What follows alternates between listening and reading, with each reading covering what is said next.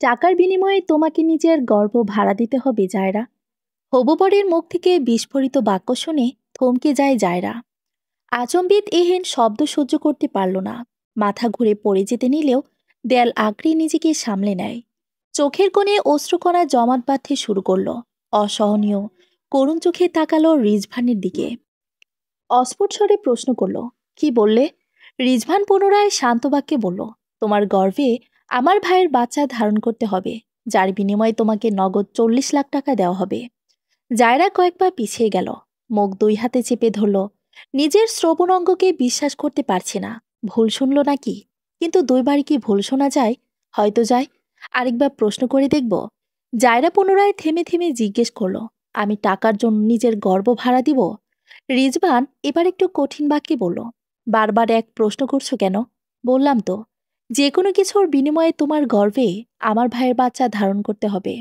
জায়রা এবার চিৎকার করে উঠল। সপাটে থাপ্পড় বসিয়ে দিল রিজভানের গালে। পরপর দুটো থাপ্পড় দিয়েও খান্তি হলো না। দুই হাতে খাবলি ধরল রিজভানের কলার। শরীরের সমস্ত শক্তি দিয়ে চেঁচিয়ে বলতে লাগলো, কুত্তার বাচ্চা, তুই এই কথা উচ্চারণ করলে কিভাবে? এই, তোর কি আমাকে রাস্তার মেয়ে মনে হয়? আমার বাবার কি টাকার অভাব পড়েছে যে আমি টাকার রোজগারের জন্য নিজের গর্ব ভাড়া দিব? তাও আবার তোর ভাইয়ের জন্য? তোকে আমার এক্ষুনি খুন করে ফেলতে ইচ্ছে করছে। একটু দম নিয়ে পুনরায় বলল, এই, তুই না আমাকে ভালোবাসতি? তবে কি আমাদের 2 বছরের ভালোবাসার অনুভূতি মিথ্যা ছিল? আমাদের এত সুন্দর মুহূর্ত, স্মৃতি, সব মিথ্যা ছিল? রিজভান বোবার মতো চেয়ে আছে জায়রার দিকে। রাগে ক্ষোভে জায়রা কাঁপছে। চোখ থেকে অঝরে পানি পড়ছে।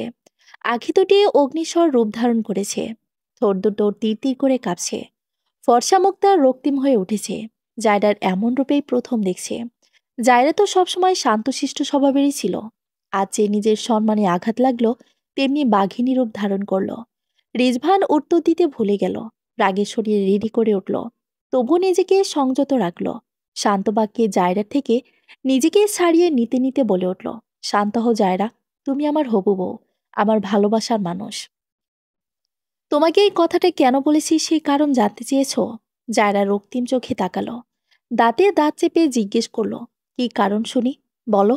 রিজবান জায়রার কাঁধে হাত রাখতেই জায়রা হাত ছিটকে সরিয়ে দিল। রিজবান এবার কিছুটা অসহায় বাক্যে বলা শুরু করলো, আজ ভাবি সুসাইড করার চেষ্টা করছিল। জায়রা কিছুটা অবাক চোখে তাকালো রিজবানের দিকে। প্রশ্ন করল, কেন? রিজবান সঙ্গে সঙ্গে বলল, একটা বাচ্চার জন্য। আমার পরিবারে যে কি পরিমাণ অশান্তি তুমি জানো না জায়রা। আমার ভাইয়ের সংসার নষ্ট হওয়ার পথে। ভাবি প্রতিনিয়ত ডিপ্রেশনে ভুগছে। ভাইয়া, ভাবির দুঃখে আমার বাবা মাও দিন দিন শেষ হয়ে যাচ্ছে। শুধুমাত্র একটা বাচ্চার জন্য আমাদের পুরো পরিবারটা শেষ হয়ে যাচ্ছে জায়রা। কথাগুলো বলে রিজভান কান্না করে দিল। জায়রা কিছুটা শান্ত হলো, কিন্তু তবুও রিজভানের প্রস্তাবটা কিছুতেই মেনে নিতে পারছে না। কোনো মেয়ের পক্ষে কি মেনে নেওয়া সম্ভব? জায়রা কাটকাট স্বরে জিজ্ঞেস করল, কিন্তু তুমি আমাকে কেন এই প্রস্তাব দিলে? রিজভান সাথে সাথেই পাল্টা প্রশ্ন করল, অন্য কোনো মেয়ে এমন প্রস্তাব মেনে নিত বলে তোমার মনে হয়? তাহলে তুমি কি করে ভাবলে আমি মেনে নেব? জায়রার পাল্টা প্রশ্নে রিজভান কিছুটা থতমত খেয়ে গেল। তবুও পরিস্থিতি সামলাতে বলে উঠল, কারণ তুমি আমার বউ হতে যাচ্ছ। আমি কি আমার পরিবারকে বাঁচানোর জন্য কিছু করতে পারি না?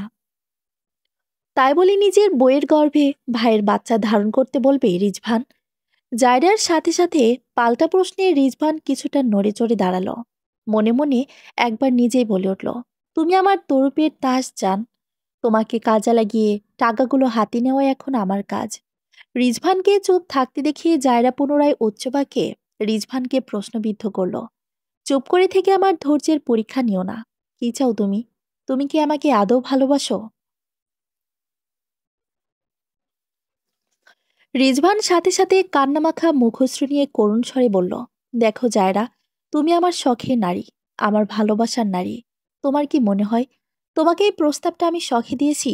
আমার ব্যক্তিগত নারী, আমার বইয়ের গর্ভে অন্যের সন্তান জন্মাবে, এটা মেনে নেওয়া আমার জন্য খুব সহজ? আমারও কষ্ট হচ্ছে, বুকটা ফেটে যাচ্ছে, কিন্তু কি করব বলো? তুমি ছাড়া আমার তো আবদার করার মতো জায়গা নেই। এখন তুমিও যদি আমাকে ফিরিয়ে দাও, তাহলে আমি কোথায় যাব? কার কাছে যাব? জায়ডার কেন যেন এই প্রথম রিজবানের উপর বিরক্ত লাগছে। রাগ হচ্ছে প্রচণ্ড। এই প্রথম রিজভানকে বিশ্বাস হচ্ছে না। ওর চোখের পানিকে মিথ্যা মনে হচ্ছে।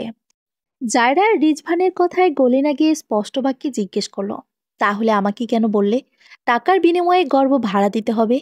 রিজভান কথাটার জবাব আগেই তৈরি করে রেখেছিল, তাই সাথে সাথে উত্তর দিল, তোমার আর আমার তো একটা ভবিষ্যৎ আছে জায়রা। আমার ভাইয়ের যদি ছেলে হয়, তাহলে তো আমার বাবার সমস্ত সম্পত্তির সিংহভাগ সেই পাবে। তাহলে পরবর্তীতে আমাদের সন্তানের ভবিষ্যৎ কি হবে? আমাদের কি নিজেদের সন্তানের কথা ভাবা উচিত না? জায়রা হাত দিয়ে রিজভানকে থামিয়ে দিল। চোখে চোখ রেখে কঠিন বাক্যে বলল, দুঃখিত মিস্টার রিজভান শিকদার, আমি আপনাকে বিয়ে করতে পারবো না। আজ এই মুহূর্তে দাঁড়িয়ে আমি আপনার সাথে সব প্রকার সম্পর্ক ছিন্ন করলাম। যে নিজের ভালোবাসার মানুষটাকে সম্মান করতে জানে, তাকে অন্তত আমি স্বামী হিসেবে চাই না। স্বামী হতে হলে শুদ্ধতম পুরুষ হতে হবে, যার কাছে দুনিয়ার সবার আগে নিজের স্ত্রীর সম্মান অধিকার থাকবে। আপনাকে আমি চিনতে ভুল করেছি, তাই আজ সেই ভুল শুধরে নিলাম। আপনি ভালো প্রেমিক অবশ্যই, কিন্তু স্বামী হওয়ার যোগ্য নন। আসি। বলেই জায়রা আর সেখানে এক মুহূর্ত দাঁড়ালো না। বড় বড় পা ফেলে রিজভানদের বাড়ি থেকে বেরিয়ে আসলো। চোখের কোণের জলটুকু গড়িয়ে পড়তে দিল না। জায়রা সবসময় বিশ্বাস করে অস্ত্র মানুষকে দুর্বল করে দেয়, হাসি মানুষকে শক্ত বানিয়ে তোলে। রিজভান চেয়েও জায়রাকে আটকাতে পারেনি। জায়রা চলে যেতেই রিজভান রাগে হাত দুটো মুষ্টিবদ্ধ করে দেয়ালে ঘুষি মারল। চিৎকার করে বলে উঠল, তোমাকে আমি ছেড়ে দিব না জায়রা। আমার সমস্ত প্ল্যান তো আমি এভাবে ভেঙে যেতে দিব না। তোমার জীবন যদি আমি নরক না বানিয়েছি, তাহলে আমার নামও রিজভান শিকদার নয়। স্যার, মেয়েটার বিষয়ে সমস্ত খবর পেয়ে গেছি। মেয়েটার নাম রিয়ানা আফরিন জায়রা, বয়স ২১, ঢাকা মেডিকেল কলেজের ২য় বর্ষের ছাত্রী। বাবার নাম মেজর জেনারেল আমির হোসেন। বলেই থামল নিলয়। নিলয়ের শেষ নামটা ভয়ে কাঁপাকাঁপি শুরু হলেও সামনে থাকা ব্যক্তিটার মধ্যে কোনো ভয় নেই, সংকোচ নেই। এমন কেন এই মানুষটা? নিলয় থামতে উপস্থিত ব্যক্তিটি থমথমে গলায় জিজ্ঞেস করল, আর কিছু? নিলয় কাঁপাকাঁপি স্বরে জবাব দিল, স্যার, মেয়েটার বিয়ে ঠিক হয়ে গেছে। কথাটা শেষ হতেই ব্যক্তিটি হঠাৎ দাঁড়িয়ে পড়ল। নিলয় ভয়ে এক পা পিছিয়ে যেতেই নিলয়কে শান্ত করতে ব্যক্তিটি শান্ত বাক্যে বলল, ভয় পাচ্ছ কেন? জীবনে সুস্থভাবে বাঁচতে হলে ভয় পাওয়া চলবে না। ভয় পেলে তো হেরে গেলে। ভয়কে জয় করতে হবে। তুমি ভুলে যেও না, তুমি একটি দেশের সৈনিক। দেশপ্রেম করতে হলে সবার আগে নিজের ও পরিবারের জীবনের মায়া ত্যাগ করতে হবে, নয়তো এই পেশা তোমার জন্য না। বলে এক পা সামনে এগিয়ে থেমে গেল। রহস্যময় স্বরে বলল, জায়রা শুধু ক্যাপ্টেন জায়হান চৌধুরী। জায়হান ব্যতীত দ্বিতীয় পুরুষের জন্য সে কোনোদিন বউ সাজবে না। নিজের হবুবরকে অন্য মেয়ের সাথে ঘনিষ্ঠ অবস্থায় এক বিছানায় দেখে মাথা ঘুরে যায় জায়রার। চক্ষু দুটো কটর ছেড়ে বেরিয়ে আসার উপক্রম। দরজায় ধাক্কা লাগাতে রিজভান ঘুরে তাকায় দরজার দিকে। জায়রাকে দেখে ছিটকে মেয়েটাকে বুকের ওপর থেকে ফেলে দিয়ে লাফিয়ে উঠে বসে পড়ল। মেয়েটা আচমকা এমন অবস্থা দেখে কিছুটা বুঝতে পারল না। জায়রাকে দেখে কিছুটা অবাক হলো। রিজভান তড়িঘড়ি করে নেমে জায়রার কাছে দৌড়ে এলো। কম্পিত বাক্যে জিজ্ঞেস করলো, তুমি তুমি এখানে? বলতে না বলতেই রিজভানের গালে সজোরে দুটো থাপ্পড় দিয়ে বলে উঠল, ভুল সময় এসে পড়ার জন্য এটা আমার পক্ষ থেকে অনুতাপের উপহার। রিজভান গালে হাত দিয়ে জায়রার দিকে অগ্নিঝরা আঁখি নিক্ষেপ করল। জায়রার চোখের কোণে অশ্রু সিক্ত। রাগে ভেতরটা খা খা করছে। কাল সারা রাত দু চোখের পাতা এক করতে পারিনি। রিজভানকে তো সত্যিকারের ভালোবাসে। রিজভানকে ছেড়ে দেওয়াটা জায়রার জন্য সহজ না। তাই সকাল সকাল রিজভানকে বোঝানোর জন্য এখানে এসে যে এহেন দৃশ্য দেখতে হবে জায়রা ভাবিনি। বুকটা ধুকপুক করছে, কাঁপছে শরীর, ঠোঁট দুটো কাঁপছে। রিজভানের সাথে থাকা মেয়েটা আর কেউ নয়, রিজভানেরই চাচাতো বোন নোভা। নোভা বিছানা থেকে নেমে জায়রার কাছে এসে খামখেয়ালিভাবে বলে উঠল, সে আর আজ নতুন কি? তুমি সবসময় ভুল সময় এসে পড়ো, মাই ডিয়ার হবু ভাবি। জায়রা নোভার দিকে একবার অগ্নি দৃষ্টি নিক্ষেপ করে পরক্ষণেই ঘৃণায় দৃষ্টি নামিয়ে ফেলল। রিজভান নোভাকে ধমকে বলে উঠল, তুই এখন এখান থেকে যা। নোভা কিছু বলতে গেলেও রিজভান থামিয়ে দেয়। চোখের ইশারায় চলে যেতে বলে। নোভাও চলে যাওয়ার জন্য পা বাড়াতেই জায়রা নোভার হাতটা খপ করে ধরে ফেলে। থমথমে স্বরে বলে, এক পাও নড়বে না। জায়রা এবার আর এক হাতে রিজভানের হাত ধরল। হাসি মুখে রিজভানের দিকে তাকিয়ে বলল, চলো, আজ থেকে যেন তোমাদের আর লুকোচুরি করে নোংরামি করতে না হয়, সে ব্যবস্থা করে দেই।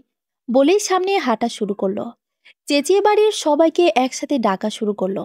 ওদের দুজনকে হাত ধরে টেনে নিয়ে সোজা ড্রয়িং রুমে চলে আসলো। জায়রার কণ্ঠস্বর শুনে সানজিদা বেগম দৌড়ে আসলেন। চিন্তিত স্বরে জিজ্ঞেস করলেন, কি হয়েছে মা? এভাবে ডাকাডাকি করছি যে, আর ওদের এভাবে ধরে রেখেছিস কেন? কি করেছে ওরা? জায়রা ওদের দুজনের হাত ছেড়ে দিল। শান্ত বাক্যে বলল, বাড়ির বাকিদের ডাকুন প্লিজ। আপনাদের বাড়ির ছেলেমেয়েদেরকে কি সুন্দর শিক্ষা দিয়েছেন সেটা নিজে চোখে দেখুন সবাই। সানজিদা বেগম হল রিজভানের মা। জায়রার কথা বুঝতে না পেরে তিনি একটু অবাক হলেন। এর মধ্যে লিলি বেগম হন্তদন্ত হয়ে ছুটে আসতে আসতে বললেন, সকাল সকাল এত চেঁচামেচি কিসের শুনি? তার পিছু পিছু নোহাও আসলো। নওরিন আর নৌফেল একসাথে বেরিয়ে আসলো। বাড়ির বড় দুজন এই মুহূর্তে বাইরে আছেন। সবাই একসাথে হয়ে প্রশ্নবিদ্ধ চোখে ওদের তিনজনের দিকে তাকিয়ে আছে। নওরিন জারাকে দেখে হাসি মুখে এগিয়ে এসে বলল, তুমি এত সকালে এখানে? সারপ্রাইজ বুঝি? জায়রা হাসল। তাচ্ছিলের হাসি এসে উত্তরে বলে উঠল, হ্যাঁ, সারপ্রাইজ দিতে এসে নিজেই সারপ্রাইজ হয়ে গেছি। নওফেল সাথে সাথে প্রশ্ন করল, কি হয়েছে? পরিষ্কার করে বলো। নোভা মধ্যে কোনো ভয়, লজ্জা, সংকোচ কিছুই নেই। ভাবলেশীনভাবে বুকে হাত গুজিয়ে দাঁড়িয়ে আছে। রিজভান কিছুটা ভয়ে মাথা নত করে আছে। সবাইকে কি উত্তর দিবে সেটাই ভাবছে। জায়রার প্রতি রাগে শরীর বারবার জ্বলে উঠছে। জায়রা এবার তাচ্ছিলের স্বরে সবার উদ্দেশ্যে বলল, আপনাদের বাড়ির প্রাপ্তবয়স্ক ছেলেমেয়েদের এক ঘরে থাকার নিয়ম আছে নাকি আন্টি? সানজিদা বেগমের কপাল কুঁচকে এলো। লিলি বেগম গর্জে উঠে জিজ্ঞেস করলেন, এসব কি বলছো? জায়রা আগেই নাই বলল, ভুল বলছি না তো? যদি এই নিয়ম না থাকতো তাহলে মিস্টার রিজবান তার ছোট বোন নোভার সাথে এক বিছানায় ঘনিষ্ঠ অবস্থায় কি করে থাকতে পারে? কথাটা শুনে সবাই বিস্ফোরিত চোখে তাকালো জায়রার দিকে। নওফেল সঙ্গে সঙ্গে অবাক পানে জিজ্ঞেস করল, কি বলছো তুমি? আপনারা কি কানে কম শুনতে পান? জায়রার চেঁচিয়ে কথাটা বলতেই নওরিন জায়রার কাঁধে হাত রেখে শান্ত বাক্যে বলল, শান্ত হও, সবটা খুলে বলো, কি হয়েছে? জায়রা এবার শান্ত বাক্যে নওরিনকে জিজ্ঞেস করল, আমার গর্বে আপনাদের সন্তান জন্ম হবে এটা কি আপনারা চান? নওরিন আর নওফেল দুজনেই অবাক হলো। নওরিন সাথে সাথে বলল, কখনোই না। তোমার জীবন সবে শুরু। সামনে তোমার রঙিন ভবিষ্যৎ পড়ে আছে। আমরা এমন অন্যায় চাও কি করে চাইব? কিন্তু আপনার দেবর সেটা চায়। জায়রা কথাটা বলেই রিজভানের দিকে একবার ঘৃণা ভরা চোখে তাকালো। কালকের ঘটে যাওয়া সমস্ত ঘটনা সাথে আজকের ঘটনা সব খুলে বলল। কান্নাগুলোকে কিছুতেই আটকে রাখতে পারছে না। তবুও কাঁদছে না। না, কাঁদবে কেন? কার জন্য কাঁদবে? ওই নোংরা মানুষটার জন্য? ছি, কখনোই না। জাডের এখন নিজের প্রতি রাগে মাথা ফেটে যাচ্ছে। কোন মোহে ডুবেছিল ও এতদিন? কোন মোহে ডুবে কালকের পর আবার আজ রিজভানের সাথে সম্পর্কে এগোতে এসেছিল? নফেল সবটা শুনে রিজভানের গালে সজোরে থাপ্পড় বসিয়ে দেয়।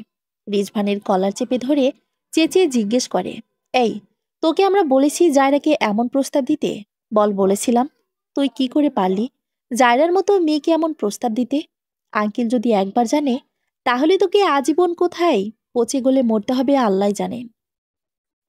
তোকে তো আমার ভাই বলতেও লজ্জা করছে। কিভাবে পারলি মেয়েটাকে ঠকাতে? 2 দিন পর যে তোর বউ হবে তাকে তুই ঠকালি। ছি, ধিক্কার তোকে। লিলি বেগম হিংস্র বাঘিনীর মতো এগিয়ে আসলেন। নোভার চুলের মুঠি ধরে 2টা থাপ্পড় বসিয়ে গলা চেপে ধরলেন। বলতে লাগলেন, তোর মতো মেয়েকে মেরে ফেলাই উচিত। অসভ্য ইতর মেয়ে, তোকে এই শিক্ষা দিয়েছি আমরা? সানজিদা বেগম ছেলের এসব কীর্তিকলাপ শুনে নিজেকে সামলে রাখতে পারলেন না। মাথা ঘুরে পড়ে যেতে নিলে নওরিন তড়িঘড়ি করে ধরে ফেললেন।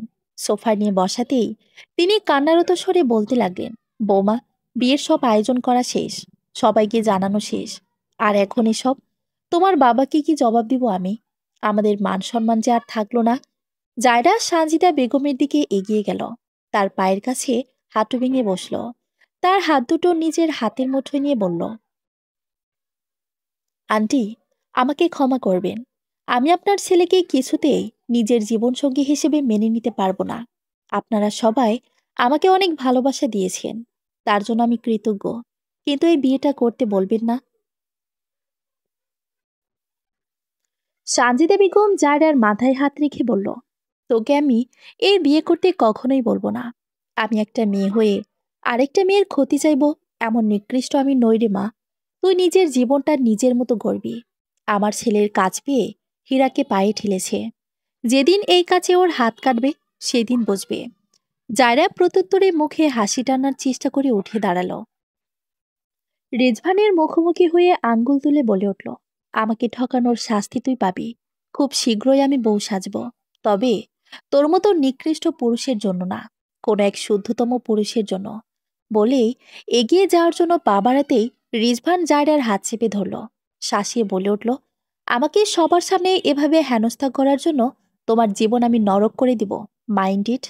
নফেল কথাটা শুনে সাথে সাথে রিজভানের দিকে ঘষে ওঠাতেই জায়রা থামিয়ে দিল। রিজভানের উদ্দেশ্যে বলল, তোর মতো কাপুরুষে থেকে এটাই আশা করা যায়। ভুলে যাস না আমি কে, কি আমার পরিচয়। মেয়ে মানুষ হলো আগুন। সেই আগুনের সাথে খেলতে গেলে জ্বলে পুড়ে মরতে হয়। বলেই রিজভানের থেকে হাতটা হেঁচকা টানে ছাড়িয়ে নিয়ে করুণ স্বরে বলে উঠল, তুমি আমাকে ভালোবাসনি রিজভান, কোনোদিন ভালোবাসনি। আমাকে ভালো না বাসার আফসোস একদিন তোমাকে কুরে কুরে খাবে। আর এক পাও দাঁড়ালো না, দৌড়ে বেরিয়ে গেল বাড়ি থেকে। আজ থেকে ভালোবাসা শব্দটার ওপর এক আকাশ সমান ঘৃণা জন্মালো। স্যার, শহরের আনাচে কানাচে ইদানিং বড্ড বেশি ধর্ষণের শিকার হচ্ছে মেয়েরা। আমরা কেন এই সমস্যাটার কোনো সমাধান করছি না? আজ হয়তো আমার প্রতিবেশী, আমার দেশের কেউ ধর্ষণ হচ্ছে, কাল যে আপনার মেয়ে, বউ, বোন ধর্ষণ হবে না তার কি গ্যারান্টি? কথাগুলো শুনে আমির হোসেন কিছুটা রাগান্বিত চোখে তাকালো জায়হানের দিকে। জায়হান সেই দৃষ্টিতে ভয় না পেয়ে বরং আগেই নেয় শক্ত বাক্যে বলল, আপনার পরিবারকে উদাহরণস্বরূপ ব্যবহার করায় আপনার রাগ হচ্ছে আমি বুঝতে পারছি। তাহলে ভাবুন স্যার, যদি বাস্তবে এমন হয় তাহলে কি হবে? আমির হোসেনের মুখে এবার কিছুটা চিন্তার ছাপ পড়ল। তিনি শান্ত বাক্যে জায়হানকে বলল, আমি ব্যাপারটা বুঝতে পারছি, কিন্তু জায়হান, ওপর মহল থেকে আমাকে এই কাজের জন্য তদন্ত করার পারমিশন দেওয়া হয়নি। জায়হান হাসল, তাচ্ছিল হেসে বলল, স্যার, আমরা বোধহয় ভুলে যাচ্ছি আমরা দেশপ্রেমিক। আমাদের কাজ হলো দেশের শান্তি বজায় রাখা, দেশকে সুরক্ষা প্রদান করা। আমরা কি এই শপথ নিয়েছিলাম স্যার? আমার চারপাশে আমার মা, বোনরা ভালো নেই। অন্তত এই মুহূর্তে আমি চুপ করে থাকতে পারবো না।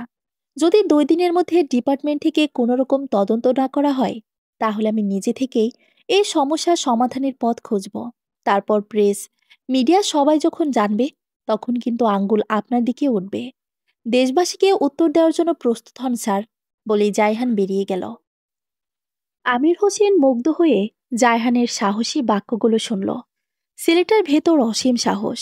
মনে মনে বলে উঠলেন, এতগুলো বছর যে কাজটা আমি করতে পারিনি, সেই কাজটা তুমি করতে পারবে জায়হান। আমার দৃঢ় বিশ্বাস, এই দুর্নীতি, ক্ষমতার অপব্যবহার করে যে বা যারা ভালোর মুখোশ পরে আছে, তাদের মুখোশ খোলার সময় এসে গেছে। একটা দেহের খণ্ডাংশ অংশ রাস্তায় রক্তাক্ত হয়ে পড়ে আছে। দেহটা একজন মেয়ের। দেহের ওপরিভাগ পড়ে আছে রাস্তায়, আর নিচু স্তর পড়ে আছে তার থেকে দুহাত দূরে। মেয়েটার নিষ্প্রাণ চোখ দুটো চেয়ে আছে জায়হানের দিকে। একবার সে চোখে তাকিয়ে জায়হান দ্রুত চোখ সরিয়ে নিল। সহ্য করতে পারল না দৃশ্যটা। কি ভয়ানক! কোনো মানুষ কিভাবে মারতে পারে? উত্তর, হ্যাঁ পারে। তবে সত্যিকার অর্থে যারা রক্তে মাংসে গড়া মানুষ, তারা পারে না। আর যারা মানুষরূপী জানোয়ার, তারা সব পারে। জায়হান একজনকে হুকুম দিয়ে বলল, লাশটাকে দ্রুত পোস্টমর্টেম করতে পাঠাতে বলো। অলরেডি পচন ধরেছে, বেশিক্ষণ এভাবে রাখা যাবে না। কাজ শেষ হলে পোস্টমর্টেম রিপোর্ট অফিসে জমা করবে। বলেই জায়হান সাথে নিলয়কে নিয়ে দ্রুত পায়ে এগিয়ে গেল গাড়ির দিকে। গাড়িতে বসে ফোন কলে ঢুকে ডায়াল করলো আমির হোসেনের নাম্বারে। কয়েকবার রিং হতেই ওপাশ থেকে ফোন রিসিভ করে আমির হোসেন জিজ্ঞেস করলেন, ঘটনা কি বুঝলে? জায়হান খুব সতর্কীকরণ অবলম্বন করে জবাবে বলল, স্যার, এটাও রেপ কেস। বলে দীর্ঘশ্বাস ফেলে অসহায় বাক্যে বলল, মেয়েটাকে খুব জঘন্যভাবে খুন করা হয়েছে স্যার। চোখের সামনে এমন জঘন্য দৃশ্য দেখেও চুপ থাকাটা অন্যায় স্যার। আমরা কি আইনের লোক হয়ে তো সব অন্যায় চুপচাপ মেনে নিব? নাকি ওপর মহলের অর্ডারের জন্য অপেক্ষা করতে করতে আরও কয়েকজনের লাশ দেখব? এভাবে চলে সাধারণ জনগণ আমাদের ওপর আস্থা রাখবে কি করে স্যার? আমির হোসেন কিছুক্ষণ চুপ থেকে মোলায়েম স্বরে বললেন, আমি একটা জিনিস বুঝতে পারছি না জায়হান। সেটা কি স্যার? আমির হোসেন পুনরায় সন্দিহান স্বরে বলে উঠলেন, পুলিশ কেন চুপ? এই ঘটনাগুলোর জন্য কি তাদেরকে কোনোরকম তদন্তের ভার দেওয়া হয়নি? কেউ কি এখন অবধি মিসিং ডায়েরি বা হত্যা মামলা করেনি? জায়হানের টনক নড়ল।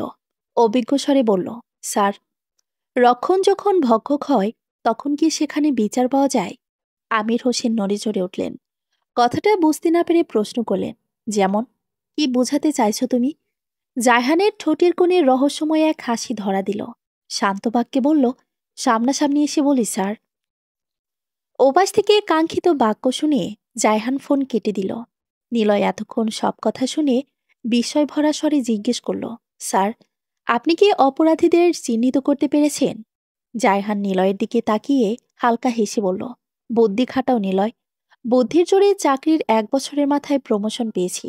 2-3টা সাহসিকতার পদকও আছে আমার ঝুলিতে। আই থিঙ্ক খুব শীঘ্রই আমি আরেকটা প্রমোশন পেতে চলেছি। বলেই গাড়ি স্টার্ট করল। নিলয় হা হয়ে তাকিয়ে আছে জায়হানের দিকে। বোঝার চেষ্টা করল জায়হানের কথাগুলো, কিন্তু আফসোস, এত বুদ্ধি যদি নিলয়ের থাকতো। আফসোসের দীর্ঘশ্বাস ফেলে নিজে নিজে বলল, নিলয়, তোর কাজ শুধু বইয়ের আঁচল ধরে ঘুরে বেড়ানো। এত কিছু তোর দ্বারা সম্ভব না। বাবা, আমি এই বিয়েটা করব না। আমির হোসেন সাহেব অফিসে যাওয়ার জন্য তৈরি হচ্ছিলেন। হঠাৎ কানে এহেন শব্দ আসতে দরজার দিকে চোখ গেল। তার আদরের কন্যাকে দাঁড়িয়ে থাকতে দেখে মুখে হাসি ফুটল। কিন্তু যখনই উপরোক্ত বাক্যটির কথা মনে পড়ল, তখনই কপালে দুটো ভাঁজ পড়ল। তিনি খুব বিচক্ষণ একজন পুরুষ। কারো চোখে তাকিয়ে মন বুঝতে বেশি সময় নেন না। তাই শান্ত বাক্যে বললেন, তোমার মামুনিকে বলো আমাদের দুজনের জন্য 2 কাপ গরম গরম কফি রুমে পাঠাতে। এমন কথায় এই মুহূর্তে শুনলে যে কেউ বিচলিত হতো, কিন্তু জায়রা মোটেও বিচলিত হলো না। কারণ সে তার বাবাকে খুব ভালোভাবেই পড়তে জানে, বুঝতেও পারে।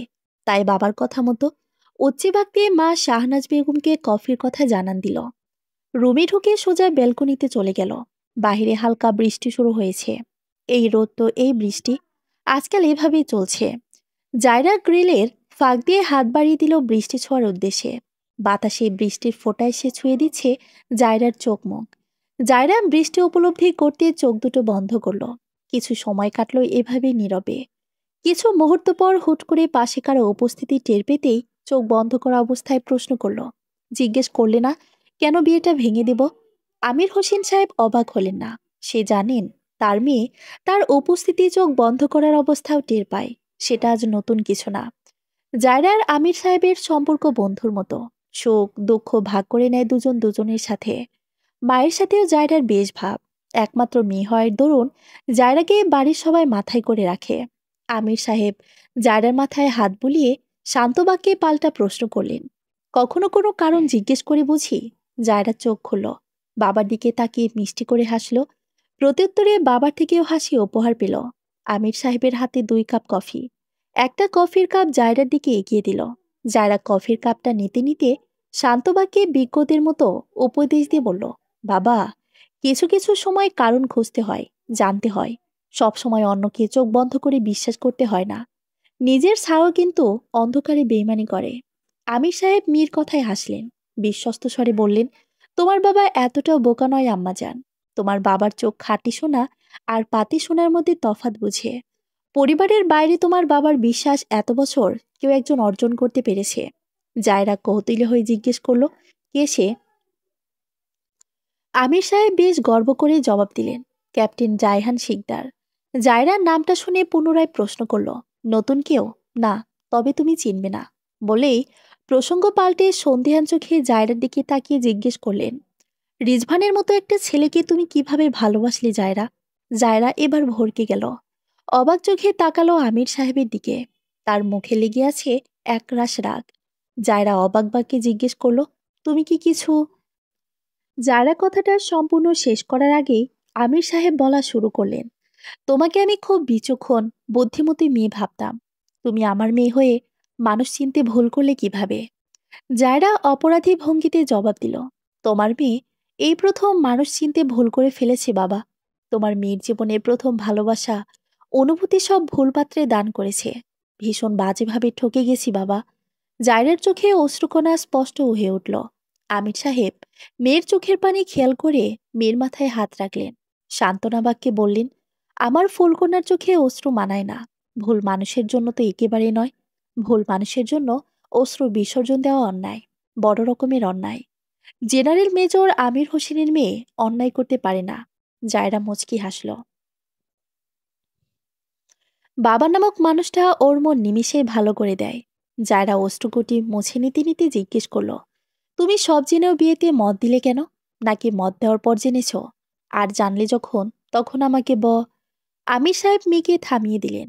স্থির হয়ে বললেন, আম্মা যান, আপনি কি করে ভাবলেন আপনার বাবা এত সহজে সবকিছু মেনে নিবে? আমার মেয়ে যে ছেলেকে ভালোবেসেছে, জীবন সঙ্গী হিসেবে চেয়েছে, তার সম্পর্কে কোনো কিছু জানবো না? সে ছেলের সম্পর্কে কোনো খোঁজ নিব না? জায়রা হা হয়ে তাকালো। অবাক স্বরে প্রশ্ন করল, তুমি সব আগে থেকেই জানতে বাবা? আমির সাহেব হেসে বললেন, হ্যাঁ আম্মাজান। তাহলে আমাকে কেন বললে না? জায়রার অভিমানী বাক্যে কথাটা বলতেই আমির সাহেব এসে পুনরায় বলে উঠলেন, আমি চেয়েছিলাম আমার মেয়ে নিজের ভুল নিজে খুঁজে বের করুক। জীবনের শেষ অবধি আমি বা তোমার মা তোমার পাশে থাকবো না। তখন তোমাকেই ঠিক ভুল খুঁজে বের করতে হবে। কোন রাস্তায় হাঁটলে ভালো হবে, কোন রাস্তায় হাঁটলে খারাপ হবে, সেটা তোমাকেই বুঝতে হবে মা। এই যে এখন এত বড় একটা ধাক্কা না খেলে তুমি কি ঘুরে দাঁড়াতে পারতে? শক্ত মনোবল জোগাতে পারতে? জায়রা কথাগুলো মন দিয়ে শুনল। মনের মধ্যে প্রশান্তির হাওয়া বয়ে গেল। আমির সাহেব কিছুক্ষণ থেমে জিজ্ঞেস করলেন, যে আমার মেয়ের সাথে অন্যায় করেছে, তাকে কি এমনি এমনি ছেড়ে দেওয়া ঠিক হবে? জায়রা এবার মুখ খুলল, দৃঢ় স্বরে জবাব দিল, তোমার মেয়ের সাথে অন্যায়ের বিরুদ্ধে লড়াই করার জন্য একাই যথেষ্ট বাবা। বিশ্বাস রাখো, তোমার মেয়ে অন্যায়কারীকে এমনি এমনি ছাড়বে না। আমির সাহেব কিছু বলবে, তখনই ফোন বেজে উঠল। ফোন স্ক্রিনে জায়হানের নামটা দেখে জায়রার থেকে বিদায় নিয়ে তড়িঘড়ি করে বেরিয়ে গেল। স্যার, ওটা জায়রা ম্যাম না? ভর সন্ধ্যা। নিলয় আর জায়হান একসাথে বাড়ি ফিরছিল। হঠাৎ জ্যামের মধ্যে জায়হানের কানে উপরোক্ত কথাটা আসতেই জায়হান থমকে গেল। সাথে সাথেই জায়হান নিলয়ের হাতের ইশারা বরাবর তাকালো। একটা মেয়ে এলোপাথারি দৌড়ে আসছে ফুটপাত দিয়ে। মাঝে মাঝে এক একজনের সাথে ধাক্কা খেয়ে পড়ে যেতে নিলেও থামছে না। লম্বা চুলগুলো বাতাসের দাপটে খোপা ছেড়ে বেরিয়ে আসলো। সাথে সাথে চুলগুলো দুই দিকে দোল খাওয়া শুরু করলো। পায়ের গোড়ালির সমান চুলের জায়রার জামার সাথে পিছিয়ে যেতেই জায়রা মুখ থুবড়ে পড়ল রাস্তায়। জায়হান এই দৃশ্যটা দেখার জন্য একদম প্রস্তুত ছিল না। জায়রা পড়ে যেতেই জায়হান দূর থেকেই চিৎকার করে উঠল। গাড়ি থেকে নেমে দৌড়ে গেল সেদিকে। মিনিটের মাথায় ছোটখাটো একটা ভিড় জমল সেখানে। ভিড় ঠেলে জায়হান সামনে যেতে দেখল জায়রা জ্ঞান হারিয়েছে। ঠোঁট, মুখ, গলাসহ হাতের বেশ কিছু জায়গায় ক্ষত।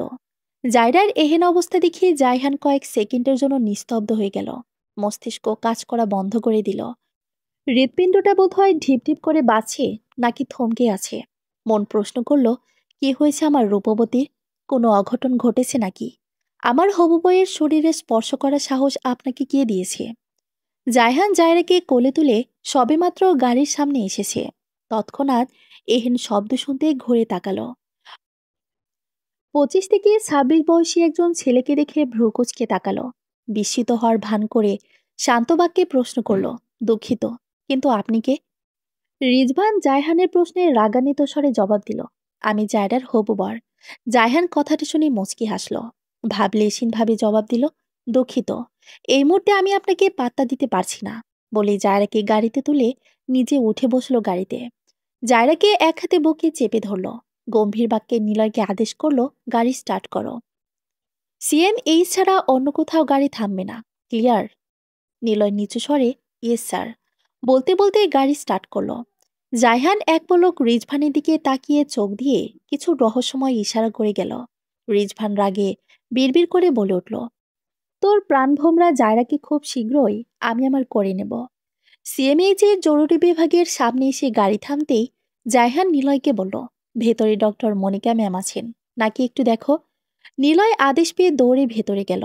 জায়রার দিকে তাকাতেই জায়হানের বুকটা কেঁপে উঠল। মেয়েটা কেমন নিষ্প্রাণ হয়ে আছে। কি হয়েছে ওর? এ অবস্থা কি করে হলো? কেন যে খুব ভয় হচ্ছে।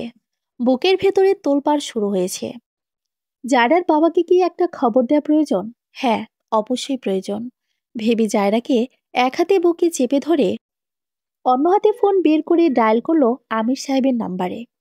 রিসিভ হতে জায়হান খুব শান্ত স্বরে বলল, স্যার, একবার সিএমইএইচে আসতে পারবেন? একটু জরুরি দরকার ছিল।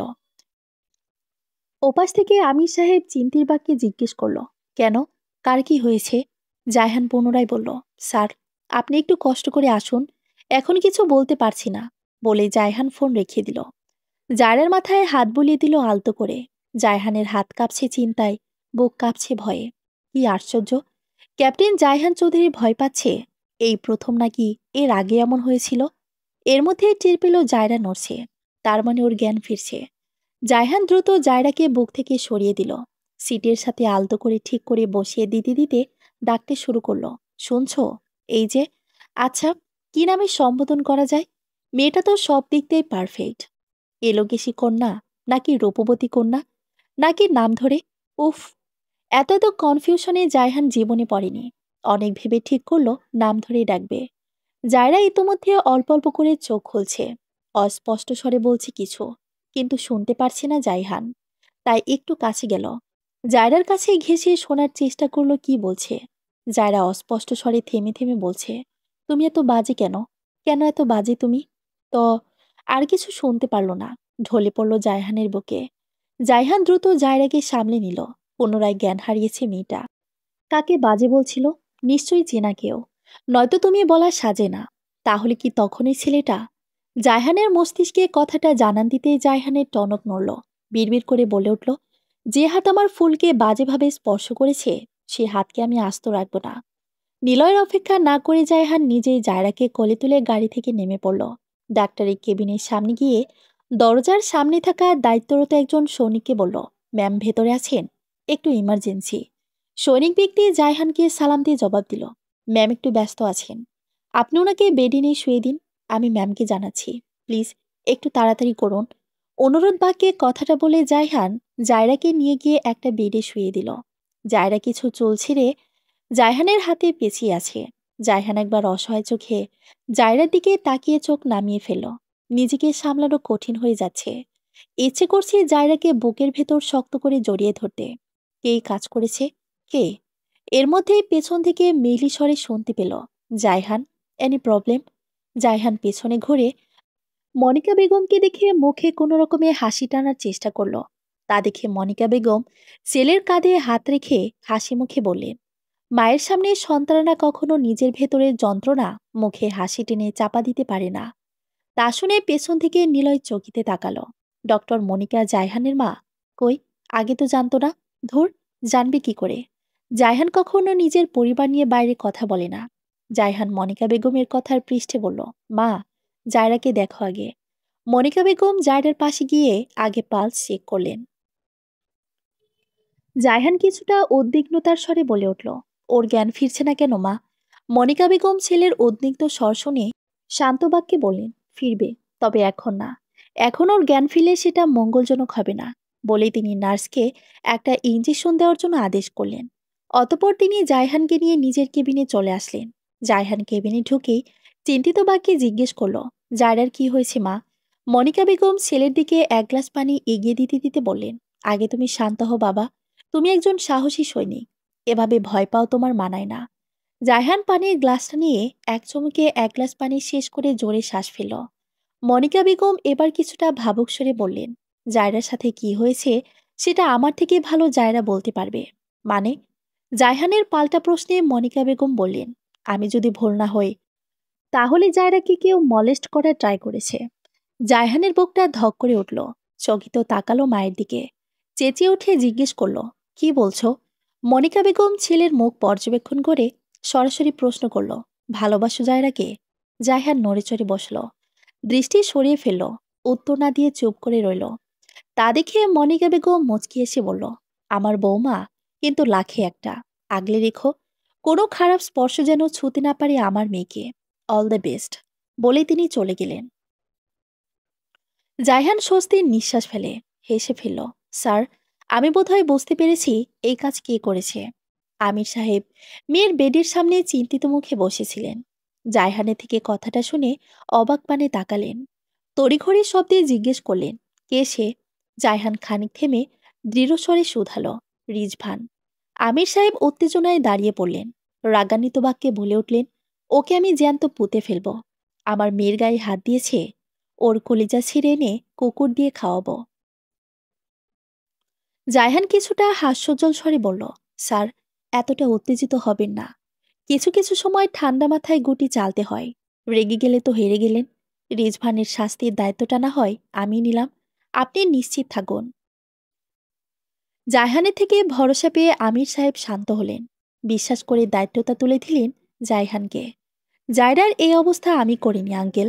কথাটা বলতে না বলতেই রিজভানের গালে সপাটে একটা থাপ্পড় পড়ল। রিজভান গালে হাত দিয়ে সামনে থাকা ব্যক্তিটির দিকে তাকিয়ে জোরে চিৎকার করে বলে উঠল, আপনি আমাকে থাপ্পড় মারলেন? কোন সাহসে? সামনের ব্যক্তিটি হাসতে হাসতে বলল, আমার সাহস সম্পর্কে তুমি জানো না বাজান? প্রশ্ন করছো যে? সব জায়গায় সাহস দেখাতে যাবেন না আঙ্কেল। জানেন তো আপনি কার বাবা? ঠিক জায়গায় বোম ফাটালে আপনার কি হবে আঙ্কেল? ভয় দেখাচ্ছ? ভয় পাচ্ছেন তাহলে? বলেই রিজবান হাসল। হুমকির স্বরে বলল, আমার গায়ে হাত দেওয়ার মতো সাহস পরবর্তীতে দেখাবেন না আঙ্কেল। ভুলে যাবেন না, আপনার সব অপকর্মের প্রমাণ আমার কাছে। আবার আমাকে মারতেও পারবেন না। আমাকে মারলে আপনি যে জায়রাকে পাবেন না। আপনি আমাকে জড়িয়ে ধরেছেন কোন সাহসী মিস্টার জায়হান? জায়হান থতমত খেয়ে গেল। জায়রার যে জ্ঞান ফিরেছিল সেটা বুঝতে পারেনি। জায়রা বালিশ থেকে পড়ে গিয়েছিল, তাই যত্ন করে বুকে আগলে ঠিক করে শুয়ে দিয়েছিল। তৎক্ষণাৎ জায়রা চোখ খুলে উপরোক্ত প্রশ্নটি করে। জায়হান লজ্জা পেল খানিকটা। জায়রা কেমন পুলিশের চোখে তাকিয়ে আছে, যেন মনে হচ্ছে জায়হান কোনো কিছু চুরি করেছে। জায়রা পুলিশ হয়ে প্রশ্নোত্তর চোখে তাকিয়ে আছে। কি আশ্চর্য! জায়হান মনে মনে একবার বলে উঠল, কি আশ্চর্য! আমি কি চোর নাকি? এভাবে তাকিয়ে থাকার কি আছে? তৎক্ষণাৎ মস্তিষ্ক উত্তর দিল, মিস্টার জায়হান, আপনি পুরো দুনিয়ার চোখে পুলিশ হলেও ভালোবাসার মানুষটার কাছে চোর। মিস জায়রার মন চুরি করার অপরাধে আপনার যাবজ্জীবন জেল হতে পারে। এখন চোরের মতো চুপ করে আছেন কেন? এটা আবার কে বলল? জায়হান হকচকিয়ে তাকালো। জায়রা বলেছে, মানে কি? একদম সোজা চোর বানিয়ে দিল। না, এই অপমান সহ্য করা যাচ্ছে না। কিন্তু কি আর করার? এখন যেহেতু অন্যায় করেছে, সেহেতু বড় গলা করা যাবে না। তাহলে প্রেমের আগেই প্রেমিকা মেরে তক্তা বানিয়ে দেবে। তখন কি জায়হানের সম্মান থাকবে? আকাশ কুসুম ভেবে অপরাধীর ন্যায় মাথা নিচু করে উত্তর দিল, আপনার কোথাও ভুল হচ্ছে মিসেস জায়রা। আমি আপনাকে জড়িয়ে ধরিনি। জায়রা রেগে তাকালো। কটমট দৃষ্টিতে জায়হানের চোখে চোখ রেখে বলল, আপনার কি আমাকে অন্ধ মনে হয় মিস্টার জায়হান? জায়হান এবার কেন যেন একটু সাহস পেল। মনে জোর বাড়ল। শান্ত বাক্যে বলে উঠল, একদম না মিসেস জায়রা। জায়রা থমকালো। অবাক স্বরে জিজ্ঞেস করল, ওয়েট, মিসেস জায়রা মানে? আমাকে দেখে কি বিবাহিত মনে হয়? জায়হান কিছু না জানার ভান করে বলল, কাল সন্ধ্যায় রাস্তায় আপনার স্বামী আমাকে থ্রেট করেছিল। যদি আপনি বিবাহিত না হন, তাহলে সে আমাকে থ্রেট করলো কিভাবে? ও হ্যাঁ, আজ সকালে আবার দেখতেও এসেছিল। খুব কান্নাকাটি করছিল দেখলাম। খুব ভালোবাসি বোধ হয়। জায়রা আতকে উঠল। রাগে শরীর রিরি করতে শুরু করলো। গর্জে উঠে বলল, আমি অবিবাহিত মিস্টার জায়হান। কান খুলে শুনে রাখেন, আমার কোনো স্বামী নেই। আমার কেউ নেই। আমি ঘৃণা করি ওই লোকটাকে। প্রচণ্ড ঘৃণা করি। ঘৃণা আর বলতে পারল না। হাঁপাতে শুরু করলো। চোখ দিয়ে ঝরঝর করে পানি পড়া শুরু করলো। জায়রা মাথা এক হাতে চেপে ধরল। অন্য হাতে জায়হানের বাহু খাবলে ধরল। মাথা ঘুরানো শুরু হয়ে গেল। জায়রার অবস্থা দেখিয়ে জায়হান ভয় পেয়ে গেল। জায়রাকে আঁকড়ে ধরতে গিয়েও থেমে গেল। চিন্তিত বাক্যে বলতে লাগলো, মিস জায়রা, কি হয়েছে? কষ্ট হচ্ছে? কোথায় কষ্ট হচ্ছে? আমাকে বলুন, ডাক্তার ডাকবো? জায়রা, এই জায়রা। জায়রার মনে হচ্ছে ও এক্ষুনি জ্ঞান হারাবে। তবুও জায়হানের দিকে নিভু নিভু চোখে তাকালো। মানুষটার চোখে মুখে ভয়। হাসি খুশি মুখটা শুকিয়ে গেছে মুহূর্তে। শেষবারের দুটো দাগ জায়রার বুকে তীরের মতো বিঁধল। কি মায়া! কই, আগে তো কেউ এত মায়া নিয়ে ডাকিনি। এই মানুষটা কেন এত মায়াবী স্বরে ডাকলো? কেন? মানুষটা কি জায়রা কি আগে থেকে চিনত? একদিনের পরিচয়ে কেউ এত মায়া করে ডাকতে পারে? জায়রা কিছু বলতে গিয়েও পারল না। ঢলে পড়ল জায়হানের বুকে। জ্ঞান হারানোর আগে বুঝতে পারল জায়হান খুব যত্নে নিজের বুকে জায়রাকে আগলে নিচ্ছে। জায়রা জ্ঞান হারাতেই জায়হানের বুকটা ধক করে উঠল। জায়হান এবার চেঁচিয়ে ডাকল, জায়রা, এই জায়রা, চোখ খুলুন। শুনতে পারছেন? চোখ খুলুন না জায়রা। ভয় হচ্ছে আমার, খুব ভয় হচ্ছে। আপনাকে হারানোর ভয় পাচ্ছি আমি। জায়রা, শুনছেন? না, আর ডাকতে পারল না। জায়হানের গলার স্বর রোদ পাচ্ছে, হাত কাঁপছে, বুক কাঁপছে, খুব যন্ত্রণা হচ্ছে, ভয়ানক যন্ত্রণা, ভালোবাসার মানুষটাকে কষ্ট পেতে দেখার যন্ত্রণা। জায়হান চেঁচিয়ে ওর মাকে ডাকতে লাগলো, নার্সদের ডাকতে লাগলো। জায়হানের কণ্ঠস্বর শুনে মনিকা বেগম দৌড়ে আসলেন। তিনি পাশের কেবিনে রোগী দেখছিলেন। হঠাৎ ছেলের এমন চেঁচামেচি শুনে দৌড়ে এসে জিজ্ঞেস করলেন, কি হয়েছে বাবা? চোখ এলো জায়রার দিকে। জায়রাকে জায়হানের বুকে দেখে অবাক পানে বললেন, জায়রার কি হয়েছে? এভাবে ধরে রেখেছ কেন? জায়হান অসহায় চোখে তাকালো, চোখের ভাষায় বোঝানোর চেষ্টা করলো কিছু। মনিকা বেগম এখনো প্রশ্নোত্তর চোখে তাকিয়ে আছেন। জায়হান এবার অস্পষ্ট স্বরে বলে উঠল, জায়রা আবার জ্ঞান হারিয়েছে মা। মনিকা বেগম নার্স ডাকলেন, কিছু ব্যবহৃত জিনিসপত্র আনার জন্য হুকুম করলেন। জায়হানের উদ্দেশ্যে বললেন, জায়রাকে সাবধানে শুয়ে দাও জায়হান। জায়হান জায়রাকে শুয়ে দিতেই মনিকা বেগম পুনরায় প্রশ্ন করলেন, কি হয়েছিল? আমি তো কিছুক্ষণ আগে চেক আপ করে গেলাম। জ্ঞান ফিরেছিল মেয়েটার, সবকিছু স্বাভাবিক ছিল। তাহলে আবার জ্ঞান হারালো কেন? জায়হান চুপ করে রইল। কি উত্তর দেবে? জায়রার এই অবস্থার জন্য নিজেকে দায়ী মনে হতে লাগলো। কি দরকার ছিল জায়রাকে মিথ্যে বলার? কি দরকার ছিল ওইসব কথা বলার? কিন্তু যে মেয়ে ওই ছেলেটাকে এত ভালোবাসে, সে হঠাৎ ভালোবাসার মানুষটার নাম শুনে এভাবে রেগে যাবে কেন? এত হাইপার কেন হবে? কি কারণ? জানতেই হবে। আজকের মধ্যে 10 জন মেয়ে লাগবে আমার। কিভাবে ম্যানেজ করবে তুমি জানো। রাত 10টায় বোর্ড ছাড়বে। এর মধ্যে 10 জন মেয়ে নিয়ে আমার চোখের সামনে হাজির করবে। বুঝতে পেরেছ? সামনের ব্যক্তিটির কথা শুনে রিজভান ক্রোধে ফোঁস করে শ্বাস ছাড়ল। রাগান্বিত স্বরে বলল, একদিনের মধ্যে 10 জন মেয়ে ম্যানেজ করা কি পসিবল? ব্যক্তিটি হাসলেন, বেশ জোরালো স্বরে বলে উঠলেন, অবশ্যই পসিবল। রিজভান পাল্টা প্রশ্ন করে বসল, কিভাবে? ব্যক্তিটি দৃঢ়কণ্ঠে বললেন, গ্রামের দিকে যাও। ঢাকার আশেপাশে অনেকগুলো গ্রাম আছে। তো আহা, সব কি তোমাকে বলে দিতে হবে? জি, বলে দিতে হবে। কারণ আপনার এমন অসময়ের আবদার আমার পূরণ করা সম্ভব নয়। ব্যক্তিটি হাসলেন, শান্ত বাক্যে বললেন, গ্রামের মেয়েরা বেশিরভাগ সহজ সরল হয়। আ লোকটির কথা সম্পূর্ণ শেষ হওয়ার আগেই রিজবান বাদ সাধল। বলল, আপনি তো আদিম যুগের, তাই ভেবেছেন এখনকার গ্রামের মেয়েরাও আদিম যুগে আছে। আজকাল গ্রামের মেয়েরা শহরের মেয়েদের থেকেও স্মার্ট। ব্যক্তিটি হাসলেন, নিজের প্ল্যানটা সাজিয়ে বলল রিজভানকে। আমেনা বেগম রান্না করছিল। এর মধ্যেই সালমান এসে হাঁক ছেড়ে বলল, চাচি, ও চাচি, কই তুমি? বাড়িতে আসনি? এইদিকে আহো, জরুরি কথা আছে তোমার লগে। আমেনা বেগম সালমানের স্বর শুনে দৌড়ে আসলেন রান্নাঘর থেকে। মুখে হাসি টেনে বলে উঠলেন, আল্লা গো, কেডাই আইছে? আমার বাজান দেহি। কতদিন পর বাজান তুই আইলি?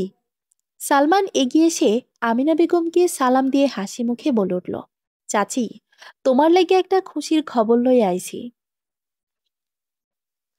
আমেনা বেগম অবুঝের মতো জিজ্ঞেস করলেন, কি খবর বাজান? সালমান আগে সাবধানতার স্বরে জিজ্ঞেস করল, লিলি কই? বাড়ি আসেনি? না, অয় স্কুলে। সালমানের মুখে হাসি ফুটল। উত্তেজিত বাক্যে বলতে শুরু করলো, চাচি, তোমার এখন থেকে আর কোনো দুঃখ থাকবো না।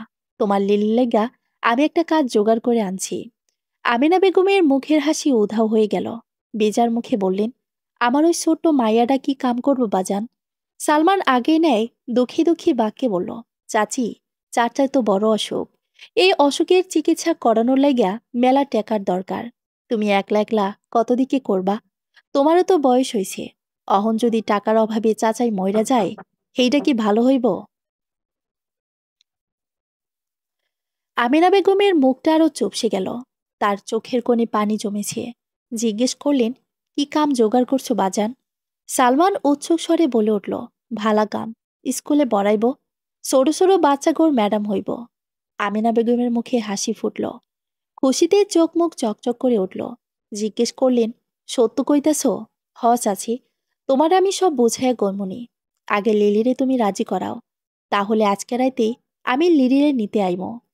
আমিনা বেগমের মুখটা আবার চুপসে গেল। আজকে রাইতেই? মনটা মানছে না, কেমন যেন লাগছে। কোনো বিপদ হবে না তো?